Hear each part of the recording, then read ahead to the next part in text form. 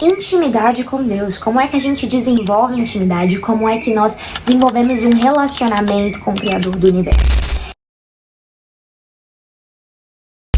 Eu quero que vocês pensem na mesma forma que quando você vai desenvolver uma amizade com alguém ou um relacionamento amoroso, sabe? É uma criação de vínculo, mas isso acontece aos poucos.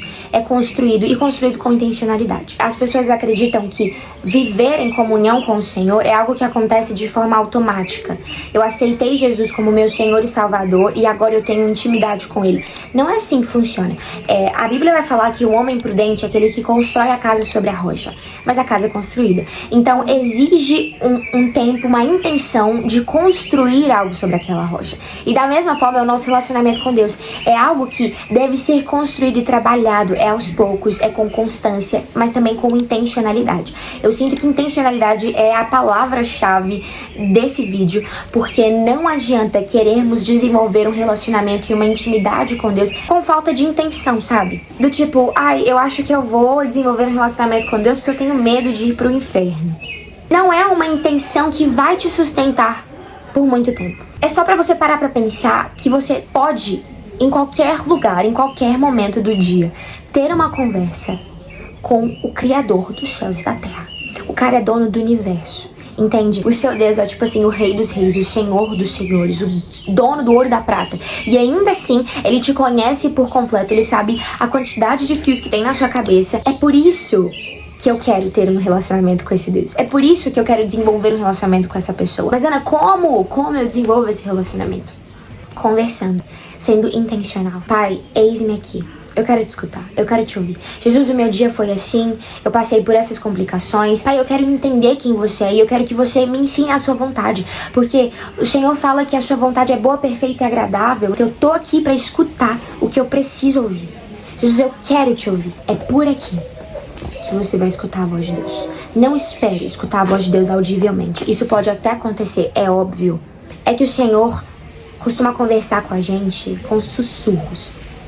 Ele não sai por aí gritando, clamando pela nossa atenção. Olha pra mim, porque, sabe, você já foi amada aos berros, entendeu? Cristo morreu na cruz por você. Nós temos que nos fazer disponíveis pra entender o que Ele tem pra nos dizer.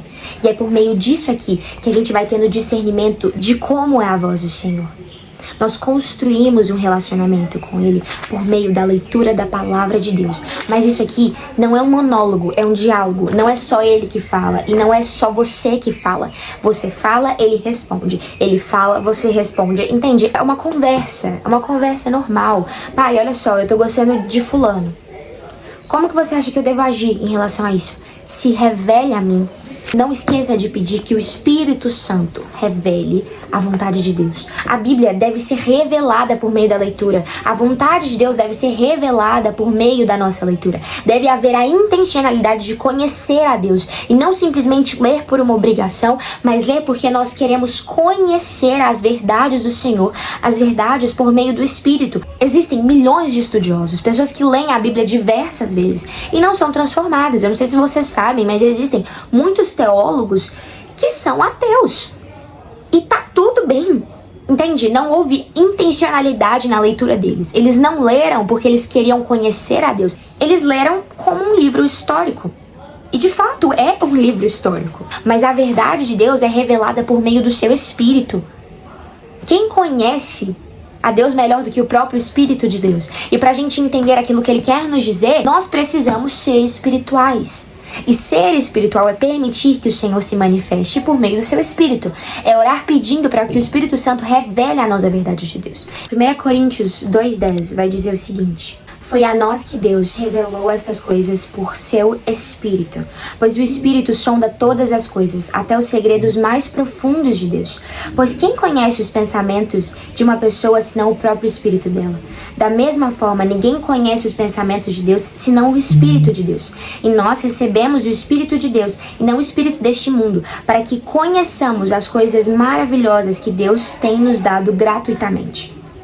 Quando lhe dizemos isso, não empregamos palavras vindas da sabedoria humana, mas palavras que nos foram ensinadas pelo Espírito, explicando verdades espirituais a pessoas espirituais. Mas o homem natural não aceita as verdades do Espírito de Deus. Elas lhe parecem loucura e ele não consegue entendê-las, pois apenas quem é espiritual consegue avaliar corretamente o que diz o Espírito. A verdade de Deus não é revelada por meio de sabedoria humana, é por meio do Espírito. Nós precisamos ser espirituais para compreender o que a palavra dele quer nos dizer. Porque se a gente não lê a Bíblia com a intenção de realmente entender a vontade do Senhor, sem compreender que apesar disso aqui ser um livro de papel, é um livro que transmite vida, a palavra de Deus é viva. Mas nós precisamos convidar o Senhor, pedir para que o Espírito Santo se revele a nós por meio disso.